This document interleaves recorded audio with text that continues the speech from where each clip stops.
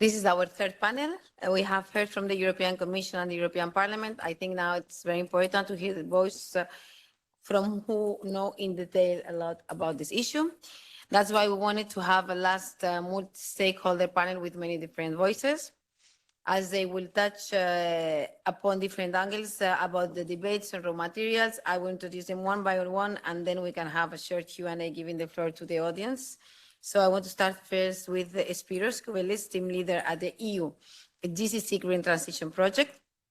The project is a good case study of the external action of the European Union in the area of energy cooperation, where raw materials become every day a more important dimension.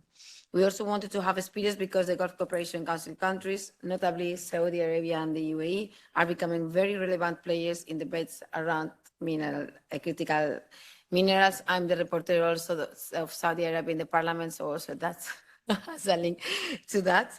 The GCC is a part of the world we all should watch when it comes to the future energy debates, especially considering the event we're witnessing these days in the Middle East and its impact on energy prices. Unfortunately, as I said, last January, the EU-GCC Green Transition Project was organized. The EU sponsored a roundtable held at the Future Minerals Forum in Riyadh. Spyros, it will be great if you share with us some of the main learnings we all look from that discussions, which I had the pleasure to attend. So the floor is yours, and thank you very much. It's okay, I'll use this one. Hannah, thank you so much for this, and thank you all for being here, ladies and gentlemen. Before I start, I just want to sincerely thank Hannah for putting this together, but I have to say that for the history of it, that we met in this very room 4 months ago, and she turned into a powerhouse for this, because then she came to the region. We did the event on critical raw materials, then she organizes this, and this continued effort is very important for the reason that I will explain to you. Also, before I start, I have to recognize the presence in here of Yannis Maniatis, my very good friend. We have been in the Greek parliament for a long time together, and the hardest of times for Greece, and it's really moving to have you here with us, Yannis. Thank you so much. Okay, so I will start from the point that I followed when the special envoy, Luc Delving, besides his great Greek, mentioned a number of things and the MOUs with the countries. And it was quite interesting for a reason, again, that you didn't hear any name from any countries in the Gulf. This is a thing that was not there because we have not worked on that. And again, I understand totally why, but maybe we'll need, after what I tell you, to start thinking about how we need to work with that. So in January 2026, we organized this event on the Future Minerals Forum in Riyadh. It was the first time, very first time, that Europe had an organized presence there as European Union. We did that with the European Union delegation in Riyadh and with support of the European Union delegation in Abu Dhabi. Valère Mourtalia was there with us, and that was very important because actually what we saw is that the Deputy Minister for Mining of Saudi Arabia stayed with us for the entire duration of the event. You remember Valère. He stayed with us. He was very keen because they do look towards the European Union for this collaboration. And this was very important because they see the strategic importance of the critical raw materials. Saudi Arabia is currently placing mining as one of the 2 or 3 most important pillars, along with oil and gas and trade, for the development of their economy. And it's part of their 2030 vision for the development of the country. And so this is becoming an important thing. We also had this roundtable discussion that Hannah honored us to be with us, and also we had DG MENA participating. And in this first touch that we had with Saudi Arabia and the Gulf region, we saw that it is now the time to move from the strategic alignment to bankable investment and projects. They are waiting for this. We need it. We need to expand this. And what came out of the discussion was, if I can just point up a few takeaways from it. First of all, strong strategic alignment. We need to find the points that connect the CRMA Act and the strategic vision between Europe and Saudi Arabia. Which are the ambitions of both sides? Which are the needs? We need to shift toward downstream opportunities. Europe has capacity in downstream opportunities. We need to see how we can work together, develop initiatives, develop investments, and so on processing, refining, low carbon metals, priority areas for value creation. Offtake agreements, very important, mid to low-term offtake structures, especially in such a way that was mentioned by both Valer and the senior representative to unlock project financing. Very important, because they do have a lot of money, but they want synergies with Europe for this. And when I say synergies, that is also a very important thing that we need to keep in mind, that we're not talking only about Saudi Arabia or the Gulf countries. They do a lot of work in places where, as the last speaker, the last MEP mentioned, we do a lot of work in terms of development assistance.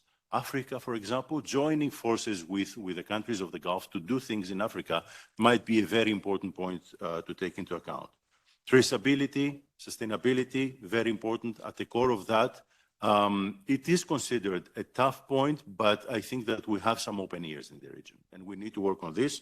And of course, the triangular cooperation that I mentioned before. Follow up on what happened last January.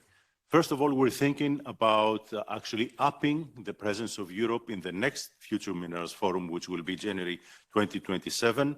The idea is to have a stronger presence for Europe in the sense of Team Europe, so having a place where we can get all of Europe and the private sector as well present there to show that we mean business, that we want to do it. And so we're already working on that, not only us as a project, but of course the delegations that we're working with and the European Commission and DG GROW, of course.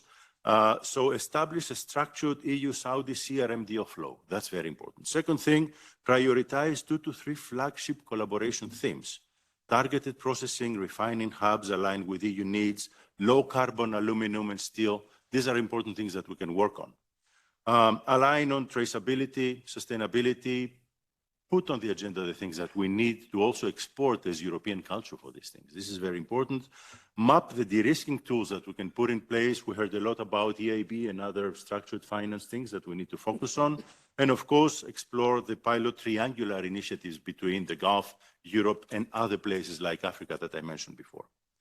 2 final things, and I will stop. I promise to be very brief.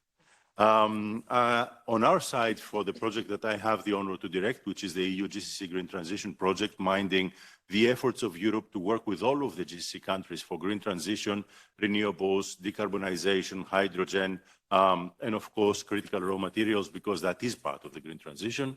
We are planning to start very soon a study that will look on very doable things, not just the theoretical approach of what it is. There's a lot of studies on the theoretical approach, but we need to look into the doable things, the imminent priorities that we need to work on, and we're working very close with DG GROW for this. The second thing, I want to mention 4 things why we need to be present in the region, and it's 4 keywords. The first keyword is security and defense. Europe needs critical raw materials, and it is a region in the world where we can work together to secure a lot of that, not only from what will come from Saudi Arabia, but as I said, from other third, let's say, parties. Second is the geopolitical importance of Europe. Europe has a lot of presence. Europe is very much trusted, and I will come back to this, but working in this region and making it one of the priorities in the development of CRM and minerals for Europe to work with the GCC region is important. Competitiveness. The competitiveness map of Europe depends on this, and we can have very good partners in this region to help us develop this and not fear or worry about what the Americans do. We can do much more as Europe, actually, because I will tell you in a second how we are trusted. And finally, the green transition agenda, that Europe is the engine that drives green transition in the world. So we can be the exporters, if you like, of that. And those countries need Europe to support them because they want to diversify their economies. They're looking to us, right, to support this. And the reason I'm saying all this is that having lived in the region for a long time now, for a number of years, I see that the GCC countries and very much Saudi Arabia is looking at Europe as a reliable, trusted partner. This is very important because Europe is very often blamed as a region that is over-regulating. We produce more legislation that we can digest, we say sometimes. But in fact, because we have all this institutional establishment behind Europe, they know that what we say we do. We don't change our mind. It's impossible to change your mind if you're European. You have this thing that drives you. So that makes us trusted partners, and we can work on that. And with this, I will stop. Thank you very much. Thank you very much. Thank you very much. Indeed, as you just said, learning from GCC countries is important, and we should keep an eye on them.